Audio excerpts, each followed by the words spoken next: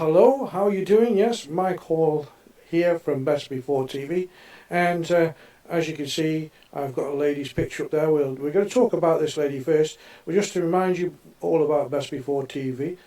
Best Before TV is a television station that shows on the internet, the interweb, and it shows you all the old films and TV series, and even it has adverts in between which date back to the 50s and 60s and the old adverts you used to watch. So that's what we do. And just for a matter of interest, I'm just going to have a look what's on at the moment. At the moment it's a film called Esther Waters. It's Dirk Bogarde, and from 1948. Now you just go to, as it says there on the bottom, www.bestbefore, I'm doing it now, bestbeforetv.com, and you can go onto the website, watch it, and it's all totally free. But let's get on to what it's all about today. The mic is live, and I'm Mike, and good evening, good afternoon, and good night wherever you are. That sounds like I'm going, but it not, I'm just starting. Something that's really been winding me up is the things that are going on over in the UK and all over Europe, and of course America's got the same sort of problem, but probably on a bigger scale. But at the end of this, I've got a few things to say, which I think are going to become relevant in the near future. Now, who is this lady? You may ask me, who is this lady? This lady is Suella Braverman, and a very good politician who's just been sacked. Why has she been sacked, you might ask? Well, it's because she speaks out and talks about what the British public really want. They want to stop the migrant boats. That's number one. They want the cost of living, all sorts of things, law and order, children getting stabbed on the street. Only just as I came on air, just this minute, I heard of two 12-year-olds who've just been arrested in the north of England for stabbing a 19-year-old. I mean, these are children. And also, well, I've covered it before about knife crime on one of the other videos. So if you go on the web page and you go to the old Git page, I'm the old Git, by the way. They all call me the old Git because I moan a lot. But I moan about right things. You can see some of the things she's trying to tackle. But her own party was against her, and you know, apart from she's having to put up with, you know, the opposition and lefty lawyers and all sorts of people who try and stop anything that the public want from happening. But she was getting there. Anyway, she's been fired, and it's a tragedy, because when you get a politician who speaks about the things that the people want to hear, and she speaks about them, and her words, she doesn't mince her words, and the things she says, she talks in the same way that you and I would talk if we went down the local bar or pub and we'd talk about politics, and we'd use the same sort of terminology as she did, and everybody understands it, and she was forthright. But anyway, that's Suella Braverman. Now, in contrast, and what I'm going to do is show you this. Now, just first of all, listen to what he says. The world must recognise that for all the horrors of what happened last weekend, to demand that the entire population of Gaza move and that 1 million people leave their homes within 24 hours is dangerous. It is going to kill people, and they are dying in their thousands at the present time. And so our demand is to end the occupation, is to end the bombardment of Gaza, and to recognise that to deny innocent civilian people water, electricity. That's it. Well, you heard that, and in contrast, that is another British politician. His name is Jeremy Corbyn, and he's the left of the left. In fact, he's probably one of the most hated men in England. And he's actually still mixed up in the Parliament somewhere. I've never known people, except in England. I don't see it in Europe. I live in Spain. I don't see it in Spain, and most other European countries I don't see it. How can you hate your own country so much as that man does? He was actually he was the leader of the Labour Party before the present leader, which is Keir Starmer, and he was a friend of Hamas, as you know, went over into Israel and murdered loads of people for just no apparent other reason than to cause trouble. And well, they've caused trouble and they've got trouble back. And he was also friends of Hezbollah, or says he still is. Apparently, he also had a friendship with Colonel Gaddafi, and he had friends in the IRA, you know, the military side of it. So the man's not a very nice man, and he was a politician. Or the leader of the Labour Party. He was ousted, but he's very anti-Semitic as well, and he's known to be, he's proved to be, and still in the party, the Labour Party, there still is lots of anti-Semitic people. So you've got people on one hand like Suella Braverman, who tries her best to help the country, and then you've got a person like this. For me, I detest the man. I cannot stand him, and he is out there preaching. That was, by the way, that was the protest in the middle of London, with all the, I call them, I don't call them as Suella calls them. She calls them these people who are invaders, people from a certain religion, which I won't mention, but that's who. But I'm going to ask a question about why they're here for this one, but they weren't there for when they were killing the Uyghurs in China and displacing them. They weren't there when they thought it was a not trusted war by Putin, and they weren't demonstrating with that, and many other things. They're just out because they hate Jews. And I'll give my reason. My reason why I think they're like that is because it's known throughout the Arab world, and it's common knowledge really. I'm not going to tell you something probably you don't already know, that the Arab nations don't want a non-Arab country on Arab soil. So that's why they get all the funding from places like Iran and whatever. Although Israel was making great inroads with Saudi Arabia to do trade. So they were establishing themselves to trade and other things. But, Iran didn't want it. Hamas is backed by Iran. So there you go. The result is that they will get these massive demonstrations. What's even worse is there's people on these marches that don't even know where they're marching, and they're calling out. We had a few hundred or a couple of thousand of patriots who went down to the march because they didn't want anybody to desecrate the cenotaph. Now there's a cenotaph in nearly every big city in Europe, in England. And once a year we have the armistice weekend when we celebrate the people who gave their lives for democracy and the rest of it from the First World War right up to the present day. It's a very solemn occasion. It's once in a year, and all the people who served, all the survivors, and even the King lays a wreath, and all the Prime Ministers, ex-Prime Ministers, people come from the Commonwealth, and they all lay wreaths at the cenotaph, and they commemorate the end of the Great War and Armistice Day, which is what it is, and Armistice Sunday, Poppy Sunday, where they say, no, I won't go there just yet. Let's finish what I'm saying. So they came down, these guys, who were patriots, ex-soldiers and football hooligans they called them, but they weren't. They were patriots. Even though they're naughty boys sometimes, they wouldn't do anything bad, because they were afraid that the cenotaphs were going to get damaged, and in case some cities they did. I think in Rotherham or Rochdale they painted Palestine on them and threw the wreaths around. It was very bad. That's not right. That's such a bad thing to do in another country. You wouldn't go to Palestine and start throwing a Quran around, would you? Because they'd behead you straight away.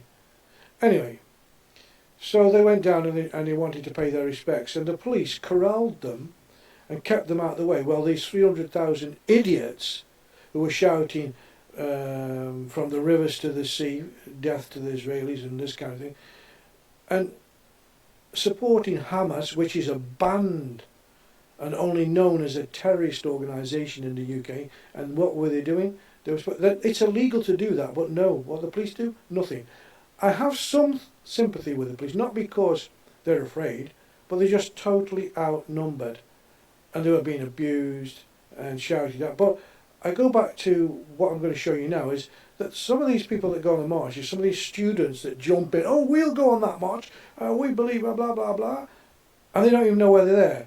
And I'd just like to show you this because, you know, for me, this is the epitome of stupidness. So let's show you this. Hamas invaded Israel on the 7th of October. What was your initial reaction to that? I don't believe they did though, Hamas. I think so. Honestly, I think I need to be a bit more clued up on everything that's going on. So I feel like I'm not really qualified to answer that too well. I mean, I'm not sure if I've seen anything that shows that that's actually happened or actually correct. And then, guess what happens next? The idiots move into a train station. Now, again, this for me is a public disorder crime, and the police should be able to arrest them. And you see these ladies here, they're selling poppies for the ex-servicemen, and they're afraid. They're absolutely afraid because they're being terrorised by all these ridiculous people who just go into the railway station and they start chanting all their stupidity. Let's see if we can hear what they're saying.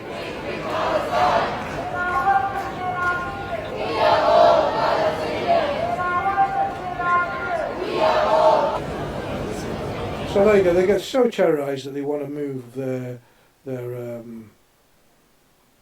table out of the way and stop selling the poppies. These are old people and they're intimidated, can't even do something for the country and for the ex-servicemen, which to me is disgusting on the streets of the UK, where representatives of a war that's going on in another country start to disturb the people in the cities, and especially London.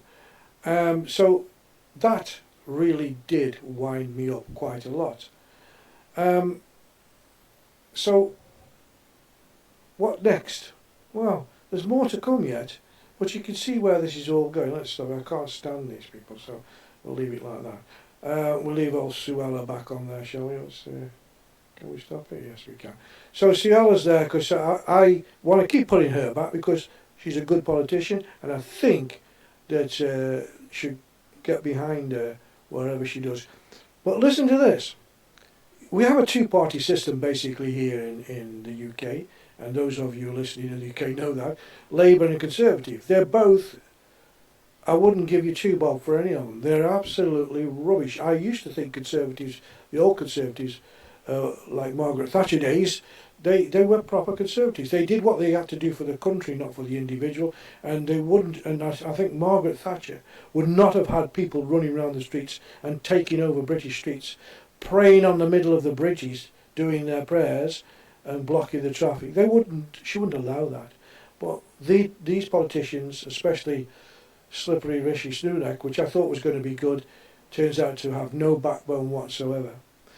I could even forgive Boris for being a naughty boy, but at least he'd stand up for stuff. And now we've got the leader of the Labour Party, which is Keir Starmer, and he is the leader that took over after Jeremy Corbyn that you saw in the film earlier, preaching about, well, helping all the people from other countries, doesn't care about the UK, hates it. Keir Starmer used to be the high in the law courts or whatever, but he's no politician. He's a flip-flopper, as we call it, flip-flopper. He goes with the flow. For example, he was giving a speech at a business meeting somewhere down in London, and he had his poppy on, a red poppy, and okay, so that's fine, he was wearing his poppy. Then he went to a Muslim gathering, and guess what? His poppy had disappeared. Same suit, same day, just a few hours later. That's one thing that I either stand by what you believe in or don't falsify it, like he did. And also, he one week he doesn't like this, but then when his party starts pushing, then he begins to like it. So he's another one without backbone. And funnily enough, since Suella has been sacked, there's a third party coming, really up and coming, led by a guy called Richard Tice.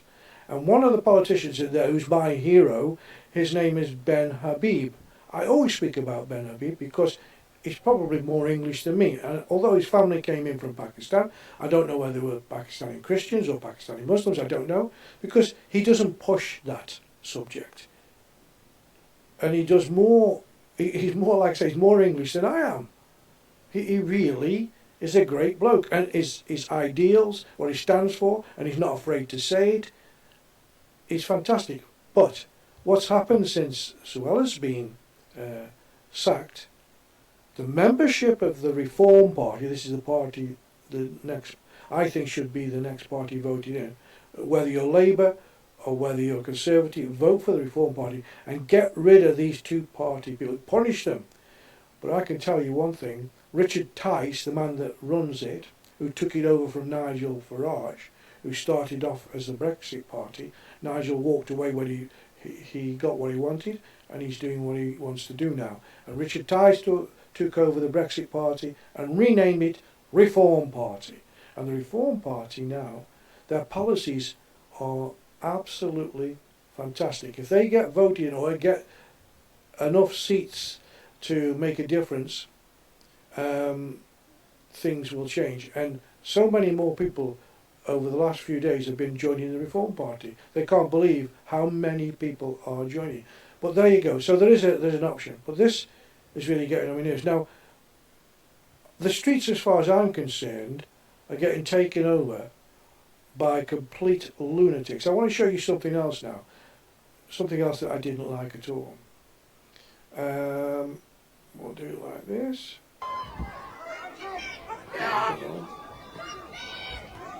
Is it that one? No, it's not, sorry. It's this one. Is it this one? Ah, this one. Have a look at this. See, I do it all on my own, you see. I've got no engineers or whatever. I'll turn this on a bit. Now, just in case you can't read, one person with a Jewish flag walked down the street. And if the police hadn't have been there, they would have murdered this person. They just flocked after him like a murderous mob. Just because, now if he can't stand in the middle of one of the best democracies, or supposed to be one of the best democracies in the world, and fly his flag, then what's happened? The police protected him and got him out of there. But look at them. And they're all shouting Palestine, Palestine, Palestine. And if you look at these people, they look like just a terrible mob of people. They're taking over the streets. But this is what I want to talk about now, which I said at the end of showing you all this. I've got to say a few things, which I'm not going to say with the film running. I'm going to stop the film from running. And we'll even stop that one and we'll stop that one. Okay? And I'm going to leave Suella's picture there because it's like inspirational for me to watch her. She's such a good and well, she's a great politician. But what's happened? What is happening? The streets of the big cities and towns in the UK are now being taken over. And I hate this to have to put it down to one crowd. There was fights going on in Birmingham and in London and in Nottingham between Muslims and Indians, running battles on the street. Now, we have many cultures. Multiculturalism is not working in the UK. We have many people from many countries, and generally everybody gets along together. There's only one fly in the ointment. And you all know what I'm talking about. And I hate to say it, because you're racist. And I'm not racist, right? as I said, my favourite politician is Pakistani. So, you know, my wife is Spanish. I'm not, but I am a realist. Okay, and what we're missing, multiculturalism does not work. But what we really need now is assimilation. Assimilation means that we assimilate, we get together, and we become British. Not factions that break off and make little ghettos here, which are from one place, India, this one from Pakistan, this is Chinatown. That shouldn't happen. We should integrate. And again, the particular religion I'm talking about, we all know, I mean, I'm not afraid to say I'm talking about Muslims, but not all Muslims, because if you look around you, there's a lot of Muslims that do a lot of good. I mean, I follow, for example, they don't know I follow them. I follow them, it's in Stoke-on-Trent where I was born, and I follow a place called Sizzlers, and it's a takeaway, because if you follow them, you see that these guys, I think these guys are Muslims, but they are what I call assimilated into their own community. They're part of the community they live in, which I think was at one stage mostly white. But they're there and they're respected. Why? Because it's not just because it's the attitude they have towards people. They take food out to poor people and old people when it's cold. They buy football strips and support the local kids' football team. They're out there. They're not just doing it with money. They're out there doing it. They're out there assimilating. They're in the community. And that's what we need.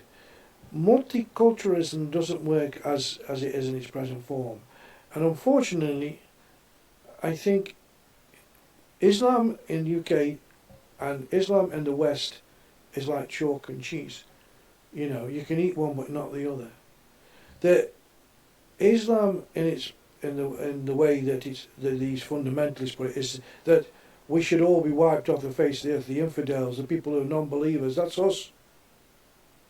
And our culture will never be their culture.